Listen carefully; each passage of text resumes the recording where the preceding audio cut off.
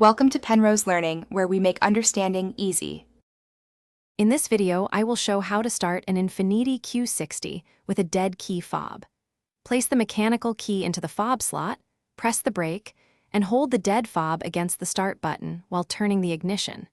You may need to press the start button firmly for a couple of seconds until the car recognizes the fob signal.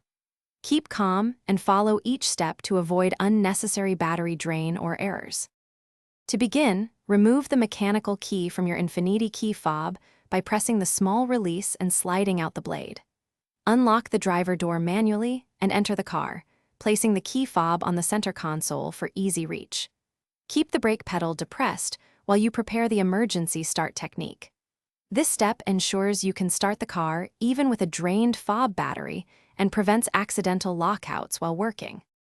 Quick recommendation: if you are juggling car tasks and lunches, consider leak-proof meal prep containers to save time and avoid spills.